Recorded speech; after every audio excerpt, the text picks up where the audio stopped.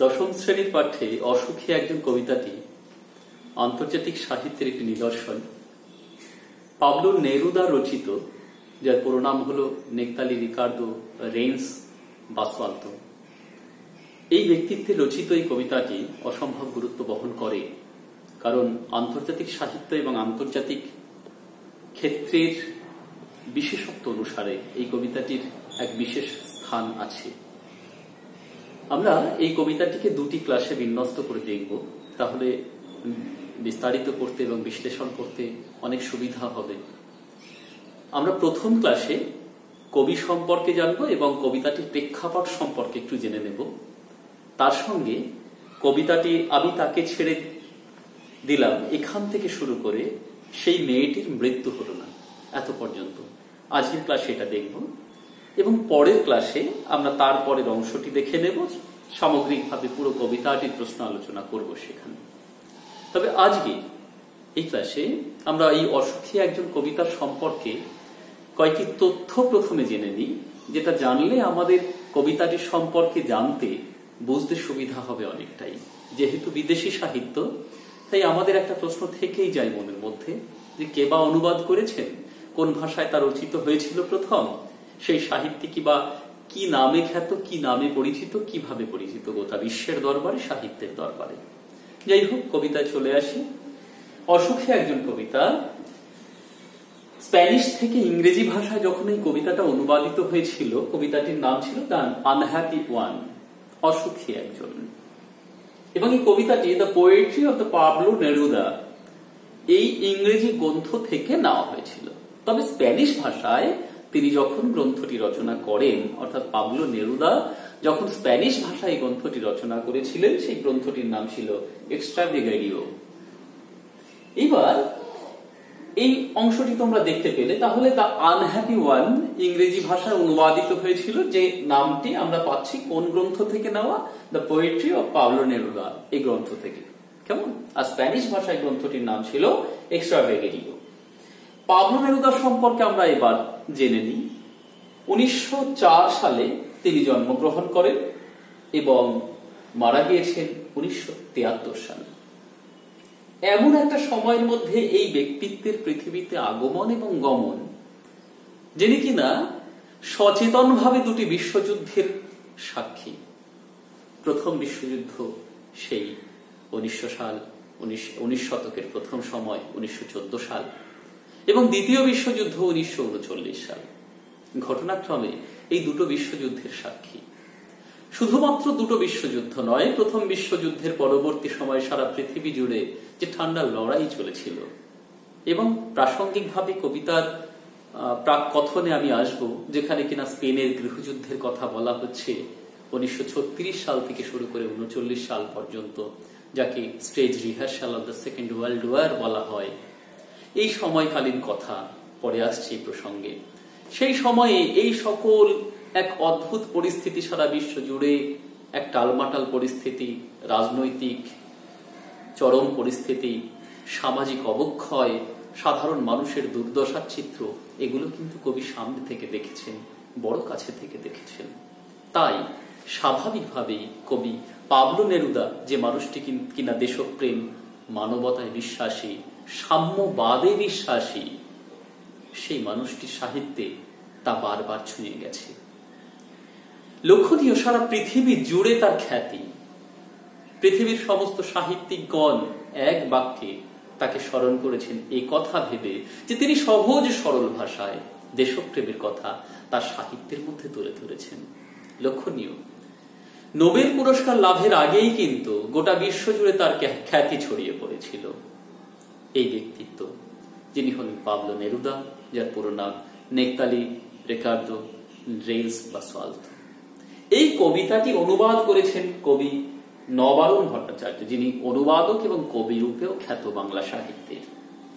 Neruda বিখ্যাত হয়েছিলেন, মানে যে সমস্ত বিখ্যাত কাব্যগ্রন্থ তিনি রচনা করেছিলেন তার মধ্যে অন্যতম স্পেন ইন মাই হার্ট এই গ্রন্থটি, যেখানে তিনি স্পেনের দুঃখের কথা রচনা করেছেন।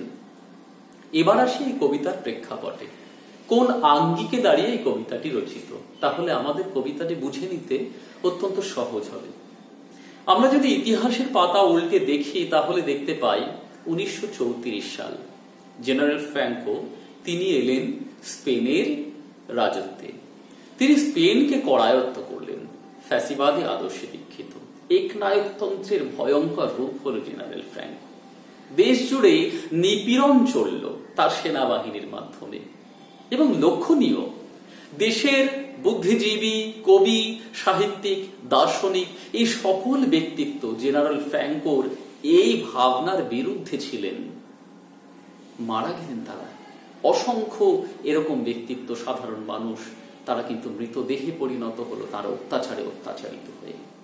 জেনারেল ফ্র্যাঙ্কো কোনো কিছু পরোয়া না করে উত্তর আফ্রিকার দিকে তার সাম্রাজ্যবাদের নেশায় মত্ত হয়ে তিনি পা বাড়ালেন সেখানের মানুষদের নির্যাতনের উদ্দেশ্যে। সারা পৃথিবীর শুভ বুদ্ধি তার এই ভাবনাকে সমালোচনা করেছিল। তখন সালটি 1936, জেনারেল ফ্র্যাঙ্কো তখন নেতৃত্বে। জেনারেল ফ্র্যাঙ্কোর বিপরীতে দাঁড়িয়ে আছে প্রজাতান্ত্রিক সেই বিরোধী দল। 1936 সালে জেনারেল ফ্র্যাঙ্কোর বিরুদ্ধে প্রজাতান্ত্রিক এই দল সংঘবদ্ধ হলো। যে প্রজাতান্ত্রিক দলের মধ্যে অবস্থান করছে কৃষক, শ্রমিক, বুদ্ধিজীবী, দার্শনিক, সাহিত্যিক এই সকল ব্যক্তিত্বগণ। জেনারেল ফ্র্যাঙ্কোর নেতৃত্বে তার সেনাগণ এই সাধারণ মানুষের উপরে নির্যাতন শুরু করল। স্পেন দেশের মধ্যে এই দুই বিরোধী দলের মধ্যে শুরু হলো ভয়ঙ্কর লড়াই। সুদীর্ঘ 3 বছর ধরে 1936 থেকে শুরু করে 1939 সাল পর্যন্ত এই লড়াই চলল। তারপর শান্ত হলো স্পেন। কিন্তু স্পেন শান্ত হলেও এই লড়াই দ্বিতীয় বিশ্বযুদ্ধের পূর্ববর্তী সময়ে একটা রিহার্সাল স্টেজ তৈরি করে দিল, সারা পৃথিবীকে উত্তাল করে দিল রাজনৈতিক প্রেক্ষাপটে দাঁড়িয়ে। তাই এই গৃহযুদ্ধকে, নিজের দেশের মধ্যেই দুই দলের মধ্যেই সংঘাতকে stage rehearsal of the second world war বলা হয়। এই ঘটনার নিরিখেই কবি সাহিত্যিকের রচিত এই কবিতাটি, যে কবিতার মধ্যে এক ব্যথিত হৃদয়ের হাহাকার ধ্বনিত হয়েছে। কবি সাম্যবাদের পূজারী, শান্তির পূজারী তিনি। একজন শান্তির পূজারী ব্যক্তিত্ব কখনোই সমাজের বুকে যুদ্ধকে আকাঙ্ক্ষা করতে পারেন না। এই কবিতাটি তারই প্রতিফলন মাত্র। কবিতাটি অসুখী একজন, শব্দটাকে বিশ্লেষণ যদি করি, অসুখী নয় সুখী একজনের কথা কবি বলেছেন। আসলে একজন শব্দটি কবি ব্যবহার করলেন কেন? দেশের সেই মানুষেরা যারা যুদ্ধে সামিল হয়েছে, মৃতদেহে পরিণত হয়েছে, কবি তাদের একজন হয়ে বলছেন ব্যথিত হৃদয়ে। তাই কবি চিত্তের হাহাকার সবার প্রাণ থেকে যেন ধ্বনিত হয়েছে এখানে। তাই কবিতার নামকরণ হয়েছে অসুখী একজন, দ্য আনহ্যাপি ওয়ান। এবার কবিতায় আসি। কবিতায় আমরা দেখতে পাবো, বিশ্লেষণের স্বার্থে প্রথমে এই কথা জানিয়ে রাখি, তোমরা হয়তো অনেক বইয়ে পড়েছো ইতিমধ্যেই, এবং ছবিটা দেখে তোমাদের হয়তো কখনো কখনো এই মনের মধ্যে দ্বিধা জাগে যে অসুখী একজন কবিতায় প্রধান যে চরিত্রটি কোনো এক নারীকে ছেড়ে চলে গেল। তাহলে এই নারীটি কি? প্রাসঙ্গিকভাবে তোমাদের মনে হতে পারে সে তার স্ত্রীকে বা প্রেয়সীকে ছেড়ে চলে গেল। কিন্তু এই জায়গায় প্রথমেই পরিষ্কার করে দিই যে এখানে অসুখী একজন সেই ব্যক্তিত্ব যে কিনা দেশ মাতৃকাকে ছেড়ে যেতে পারে, অর্থাৎ কেবলমাত্র তার স্ত্রী নয়। কাকে ছেড়ে চলে যেতে পারে? তার নিজের মাকে ছেড়ে চলে যেতে পারে, সে তার প্রেয়সীকে ছেড়ে চলে যেতে পারে, তার ভগিনীকে ছেড়ে চলে যেতে পারে, এবং সামগ্রিকভাবে দেশমাতৃকাকে ছেড়ে চলে যেতে পারে। এই যে চলে যাওয়া, ছেড়ে দিয়ে যাদের ছেড়ে চলে গেল তারা অসুখী হয়ে আছে। তাই কেবলমাত্র প্রেয়সী নয়, হতে পারে প্রেয়সী, হতে পারে ভগিনী, হতে পারে সার্বিক স্তরে দেশমাতৃকা। যে ছেড়ে চলে যায় সে হল সেবক, দেশসেবক, সমাজ সেবক। সে হয়ে ওঠে সমাজের একজন দার্শনিক সত্তা, সে হয়ে ওঠে সমাজের একজন আগামী দিনের পথপ্রদর্শক। সে অসুখী হয় না। সে অসুখী কেন হবে? সে তো বৃহৎ উদ্দেশ্য, চরিতার্থের উদ্দেশ্যেই গৃহ ছেড়েছে, তার নিশ্চয়তা নেই দেশে ফিরে আসার। তাই সে বলে যেতে পারে না আমি কবে ফিরে আসব। এক সেনার, একজন ব্যক্তির মনের দুঃখের কথাই যেন সেভাবে কবিতায় ধ্বনিত হয়েছে। কি বলছেন কবি? আমি তাকে ছেড়ে চলে এলাম। কাকে? সেই প্রেয়সীকে, কিংবা সেই ভগিনীকে, কিংবা সার্বিকভাবে দেশমাতৃকাকে বা নিজের মাকে ছেড়ে চলে এলেন কি বলে? অপেক্ষায় দাঁড় করিয়ে। অর্থাৎ তিনি নিজের অজান্তেই যেন বলে এলেন আমি আবার ফিরে আসব। বলে আসেন আমি চলে গেলাম দূরে দূরে, বহু দূরে। সেখান থেকে ফিরে আসার আর পন্থা থাকে না, অধিকাংশ সময় থাকে না। কারণ যে মানুষটি বৃহৎ উদ্দেশ্য চরিতার্থের উদ্দেশ্যে গৃহ ছেড়েছে, সেখান থেকে ফিরে আসার পন্থা কি সত্যি থাকে? না, থাকে না। নেতাজি সুভাষচন্দ্র বৃহৎ উদ্দেশ্য চরিতার্থের উদ্দেশ্যে দেশ ছেড়েছিলেন। আজও আমরা প্রহর গুলি, অপেক্ষার প্রহর গুলি। তার আগমনের ধ্বনি যেন ধ্বনিত হয় আমাদের প্রত্যেকটি মানুষের হৃদয়ে। তাই সে দেশ ছেড়েছিলেন। তিনি কিন্তু অসুখী নন, আমরা অসুখী যারা অপেক্ষায় আছি আজও তার জন্য। সে জানতো না আমি আর কখনো ফিরে আসবো না। যে অপেক্ষায় দাঁড়িয়ে আছে সেই দেশমাতৃকা, কিংবা সেই গর্ভধারিণী, কিংবা প্রেয়সী, কিংবা ভগিনী, সে জানতো না তিনি আর কখনো ফিরে আসবেন না। তিনিও হয়তো জানতেন না। তিনি শুধু জানতেন তিনি দেশের জন্য বলি প্রদত্ত একজন প্রাণ। তার উদ্দেশ্য যেন দেশের কারণেই বেঁচে থাকার। তার জন্ম হয়েছে যেন দেশকে সার্থক করবার উদ্দেশ্যেই। তাই তিনি জানতেন না। কিন্তু জানতেন না তিনিও যিনি তার জন্য অপেক্ষার প্রহর গুনছে। একটি কুকুর চলে গেল। প্রথমে এই 4টে লাইনের মধ্য দিয়ে আমরা দেখতে পেলাম একজন বেরিয়ে গেলেন বাড়ি ছেড়ে, গৃহ ছেড়ে, ঘর ছেড়ে, দেশ ছেড়ে। উদ্দেশ্য বৃহৎ উদ্দেশ্য চরিতার্থ করা। দ্বিতীয় অংশে চলে এলাম এবার। একটি কুকুর চলে গেল, হেঁটে গেল গির্জার এক নান, একটা সপ্তাহ, একটা বছর কেটে গেল। আসলে এখানে কি বলতে চাইছেন? সময় চলে যায়, সময় প্রবহমান, সময় নদীর ধারার মতন গতিমান, সে থেমে থাকে না। তাই থেমে না থাকা এই সময় একটু একটু করে এগিয়ে চলতে থাকি। কবি বলতে চাইছেন যে মানুষটি বাড়ি ছেড়ে বেরিয়ে গেছে বৃহৎ উদ্দেশ্য সিদ্ধির আশায়, তিনিও ঠিক তেমনি ভাবে চলে যাওয়ার পর সময় থমকে থাকে না। তার জন্য সময় এগিয়ে চলতে থাকে। সময় এগিয়ে চলতে থাকে সেভাবে একটা কুকুর চলে গেল, একটা গির্জার নান। প্রাসঙ্গিক ভাবে এখানে মনে প্রশ্ন হতে পারে একটি কুকুর এবং গির্জার নান এই দুটো শব্দ ব্যবহার করলেন কেন? কুকুর অতি সাধারণ একটি প্রাণী, গির্জার নান সমাজ ব্যবস্থার উচ্চ স্তরের একজন মানুষ, একজন ব্যক্তিত্ব। তাহলে এই দুটো শব্দ ব্যবহার করে কবি কি বোঝাতে চাইলেন? কবি বোঝাতে চাইলেন সময় এভাবেই আমাদের জীবন থেকে, সে শুভ সময় হোক সে অশুভ সময় হোক, এভাবেই গতিশীল হয়ে সমাজ ব্যবস্থার উপর থেকে চলতে থাকে, আর আমরা সময় কাটাতে থাকি এইভাবে। বৃষ্টিতে ধুয়ে দিল আমার পায়ের দাগ, ঘাস জন্মালো রাস্তায়। অত্যন্ত গুরুত্বপূর্ণ দুটো লাইন। বৃষ্টি আসে, বৃষ্টি কি করে? বৃষ্টি ধুয়ে দেয়, পায়ের দাগ ধুয়ে দেয়, পদচিহ্নকে দূরে সরিয়ে দেয়। বৃষ্টি হলো সমাজ ব্যবস্থার ধারা। নবীন সমাজ ব্যবস্থার ধারার আগমন ঘটে সমাজের বুকে। প্রাচীন তখন একটু একটু করে মুছতে শুরু করে, তাই ঘাস জন্মালো রাস্তায়। নবীন প্রজন্ম ঘাসের প্রতীক। কবি যেন সেই ঘাসের প্রতীক নবীন প্রজন্মকে এখানে ব্যবহার করলেন। কবি বোঝাতে চাইলেন যে সমাজ ব্যবস্থায় এভাবেই নবীন প্রজন্ম আসে, পুরনো ধারাকে দূরে সরিয়ে দিয়ে নবীন প্রজন্ম তার স্থান করে নেয়, এগিয়ে চলতে থাকে সমাজ ব্যবস্থা দুরন্ত গতিতে। তখন পুরনো একটু একটু করে স্মৃতির পাতায় নাম লিখিয়ে নেয়। কবি তা বোঝাতে গিয়ে বললেন বৃষ্টিতে ধুয়ে দিল আমার পায়ের দাগ, ঘাস জন্মালো রাস্তায়। অর্থাৎ স্মৃতিচিহ্ন মুছে গেল সমাজ ব্যবস্থা থেকে, কিন্তু স্মৃতিচিহ্ন তাদের হৃদয় থেকে মোছে না যাদের হৃদয়ে তার আসল বাস। এটাও বলতে চাইলেন কবি, যদিও কবিতার শেষ লগ্নে এসে। আর একটার পর একটা পাথরের মতো, পরপর পাথরের মতো বছরগুলো নেমে এলো তার মাথার উপরে। সে যে কিনা অপেক্ষায় দাঁড়িয়ে আছে, সেই প্রতীক্ষমান নারী চরিত্র, সে হোক দেশমাতৃকা, হোক গর্ভধারিণী, হোক স্ত্রী কিংবা ভগিনী, সে কিন্তু দাঁড়িয়ে থাকে। সে অপেক্ষার প্রহর গণে, প্রতীক্ষণ নেই যে ফিরে আসবে তার কাছের মানুষটি, অন্তরের মানুষটি। তাই সে অপেক্ষার প্রহর গণে। যতই কঠিন সময় তার জীবনে নেমে আসুক না কেন, প্রতীক্ষমান সেই নারী চরিত্রের হৃদয়ের উপরে, মাথার উপরে যতই কঠিন সময় নেমে আসুক না কেন, কবি এখানে একটি শব্দ ব্যবহার করলেন, একটার পর একটা পাথরের মতন। পাথর শব্দটি কাঠিন্যের প্রতীক। মানুষের জীবনে যখন কঠিন সময় আসে, কবি সেই কঠিন সময়কে এখানে পাথরের মতো শব্দের মধ্য দিয়ে উপমিত করতে চেয়েছেন।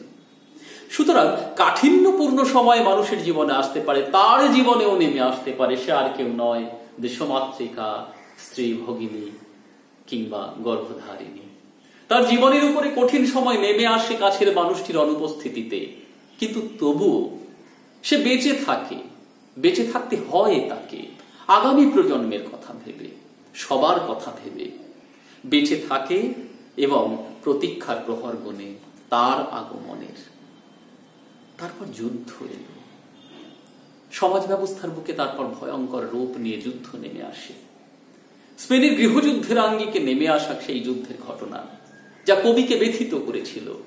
শুধু কবি নন, পৃথিবীতে অবস্থানকারী প্রত্যেকটি সাম্যবাদের পূজারী ব্যক্তিত্ব, প্রত্যেকটি দার্শনিক, সাহিত্যিক কিংবা বুদ্ধিজীবী প্রত্যেককেই তার নিন্দা বাক্য প্রদান করেছিলেন এই গৃহযুদ্ধের বিষয়ে এবং সেই ফ্যাসিবাদী ভাবনার বিষয়ে।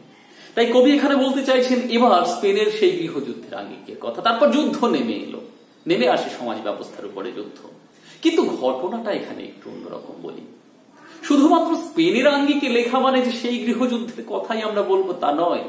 এখানে এই অংশটার মধ্যে দিয়ে কবি সারা পৃথিবীর সার্বিক সমাজ ব্যবস্থায় নেমে আসা যুদ্ধের প্রাবল্যের কথা বোঝাতে চাইলেন। যুদ্ধ কখনোই আমরা আকাঙ্ক্ষা করি না, যুদ্ধকে আকাঙ্ক্ষা করা যায় না। কারণ যুদ্ধ কি আনে? বিপর্যয় আনে, ভয়াবহতা আনে, ধ্বংসের বিভৎসতা নিয়ে আসে, আগুনের লেলিহান শিখা আমাদের সমাজের উপরে বইয়ে দেয়। তাই যুদ্ধকে কখনোই কামনা করা যায় না। যুদ্ধ হয়তো ক্ষণিকের জন্য মনের তৃপ্তি দিতে পারে, কিন্তু তা চিরকালীন প্রশান্তির বীজ বপন করে না।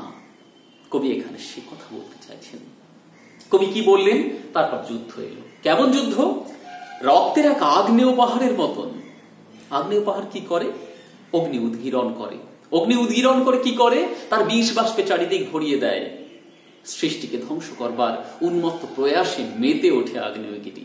ঠিক তেমনি ভাবে সমাজ ব্যবস্থার বুকে ভয়ঙ্কর আগ্নেয়গিরির রূপ ধারণ করে এগিয়ে আসে, ঝাঁপিয়ে পড়ে যুদ্ধ। তাই যুদ্ধ কখনোই কাম্য নয়। যুদ্ধ তাই কেমন ভাবে এলো? আগ্নেয়গিরির অগ্নুৎপাতের মতন ভয়াবহতা নিয়ে। কবি অসাধারণ সুন্দর উপমায় ব্যঞ্জিত করলেন যুদ্ধকে এখানে আগ্নেয়গিরির সঙ্গে উপমিত করে। শিশু আর বাড়িরা খুন হলো। এই চারটে লাইন অত্যন্ত গুরুত্বপূর্ণ লাইন। তোমাদের প্রশ্ন আসতে পারে এবারের পরীক্ষায়। আগামী বছর যারা মাধ্যমিক দিতে চলেছ, এবার যারা টেনে পড়ছো, তাদের জন্য এই কবিতাটি ইম্পর্টেন্ট অত্যন্ত। কারণ এখান থেকে প্রশ্ন আসতে পারে 5 নম্বরের কোশ্চেন হিসেবে। এই জায়গাটা অত্যন্ত গুরুত্বপূর্ণ, ভালো করে শুনে নাও। শিশু আর বাড়িরা খুন হলো। যখন যুদ্ধ আসে তখন শিশু আর বাড়িরা কিভাবে খুন হয় আমাদের একটু জেনে নিতে হবে। শিশু সত্যতা, সরলতা আর সাহসিকতার প্রতীক। যুদ্ধ নেমে আসে সমাজের বুকে। কি দেয় সে? তার প্রদান করার ক্ষমতা কি আছে? কিছু দেয় না। বিভৎসতা দেয়, ভয়ঙ্কর রূপ দেয়, রক্তাক্ত ভূমি দেয়। সব মিলে যুদ্ধ এক ভয়াবহতা নিয়ে আসে সমাজের বুকে।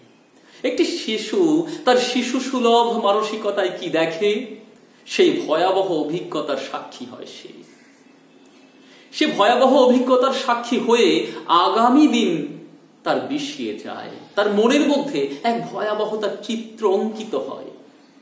সেই ভয়াবহতার চিত্র শিশু সুলভ মানসিকতাকে অনেকটা দূরে সরিয়ে দেয়। শিশু সুলভ মন তখন ধ্বংসস্তূপের পিঠে স্থান করে নেয়। তার মনের মধ্যেও সেই ভয়ঙ্কর যুদ্ধের আবহ প্রতীক্ষণেই মরণের ডঙ্কা বাজাতে থাকে। কবি তাই বললেন শিশুরা খুন হয়। খুন শব্দের অর্থ হলো রক্ত, অর্থাৎ সে রক্তাক্ত হয়, মানসিকভাবে রক্তাক্ত হয়। চারিদিকে ঘটে চলা দৃশ্য দূষণে শিশু মন বিষিয়ে যায়, রক্তাক্ত হয়ে পড়ে। বাড়িরা খুন হয়। বাড়ি আসলে কি?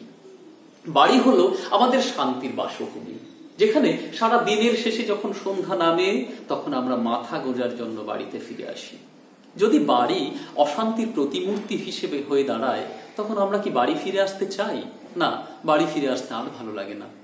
ঠিক তেমনি একটা দেশে, একটা সমাজে, একটা রাষ্ট্রে যখন যুদ্ধ লাগে, তখন সেই রাজ্যে, সেই রাষ্ট্রে, সেই সমাজ ব্যবস্থায় আমাদেরকে ফিরে আসার আর ইচ্ছে থাকে? আর ইচ্ছে থাকে না। কারণ সেখানে তো তখন আর প্রশান্তি অবস্থান করে না। তখন সেখানে কি আসে? তখন সেখানে অশান্তির বীজ বপিত হয়েছে। ভালো লাগা শব্দটি কোথায় যেন আবর্জনা স্তূপে স্থান করে নিয়েছে। কবি তাই বলছেন, বাড়িরা খুন হয়। অর্থাৎ আমাদের শান্তির বাসভূমি অশান্তির ভাবে বিপর্যস্ত হয়ে পড়ে। তখন আর ভালো লাগে না, ভালো লাগা আর হয় না তখন। তাই তখন কি হয়? এই অবস্থাতেও সেই মেয়েটির মৃত্যু হয় না। তাহলে সেই মেয়েটি কি? সেই মেয়েটি হলো সেই যে সামগ্রিক দৃষ্টিতে দেশমাতৃকা। সে তবু বেঁচে থাকে, তবু এগিয়ে চলে, তার ভাঙা হাড় নিয়ে, তার খুঁড়িয়ে চলা পা নিয়ে একটু একটু করে এগিয়ে চলতে থাকে আগামী প্রজন্মের কথা ভেবে। তার দেশে অবস্থান করা, তার সমাজ ব্যবস্থায় অবস্থান করা, তার সন্তানকুলকে এগিয়ে নিয়ে চলার উদ্দেশ্যে তার সেই রক্তাক্ত দেহ নিয়েও সে এগিয়ে চলে। সে আর কেউ নয়, সে আমাদের দেশমাতৃকা। সে আবার স্বপ্ন দেখতে শেখায়, সে আমাদের দেশমাতৃকা। সুতরাং দেশমাতৃকা সামগ্রিক অর্থে এখানে এই মেয়েটি শব্দের মধ্য দিয়ে কবি ব্যঞ্জিত করতে চেয়েছেন। প্রাসঙ্গিকভাবে আমরা যদি নিজ গর্ভধারিণী কিংবা প্রেয়সী বা ভগিনীর কথাও ভাবি, তাহলেও অত্যুক্তি কিছু হয় না। এই অংশটা আজকের ক্লাসে থাকবে। এই অংশের মধ্যে যে প্রশ্নগুলো হতে পারে বলে মনে হয়, যেগুলো পরীক্ষায় আসতে পারে, আমি সেই লাইনগুলো বলে দিই, প্রশ্নগুলো বলে দিই, তোমরা লিখে নাও, নিজেরা লেখার চেষ্টা করো উত্তরটি। না হলে অবশ্যই কমেন্ট বক্সে গিয়ে লিখবে কোন জায়গাগুলো সমস্যা হচ্ছে। আমি সেরকম হলে পরে নিশ্চয়ই সমাধান করে দেব, অবশ্যই সমাধান করে দেওয়ার চেষ্টাও করব। কেমন? গুরুত্বপূর্ণ প্রশ্ন যেটা হতে পারে, শিশু আর বাড়িরা খুন হলো, কোটেশনে রেখে শিশু এবং বাড়িরা কিভাবে খুন হয়।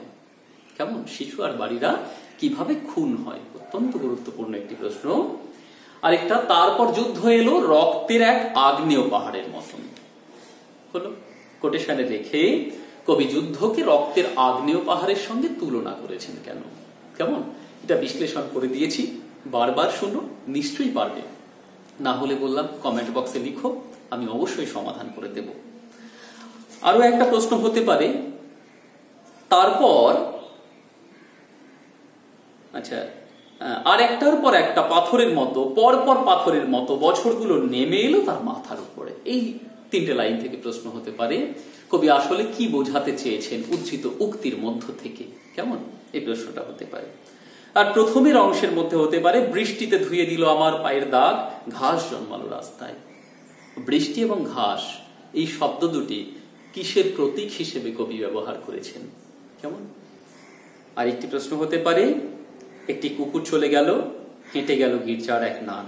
কবি কুকুর এবং গির্জার নান এই শব্দটির মধ্য দিয়ে কি বোঝাতে চেয়েছেন? এই প্রশ্নগুলো তোমরা উত্তর লেখার চেষ্টা করো, না পারলে কমেন্ট বক্সে গিয়ে লিখো, আমি অবশ্যই সাহায্য করব।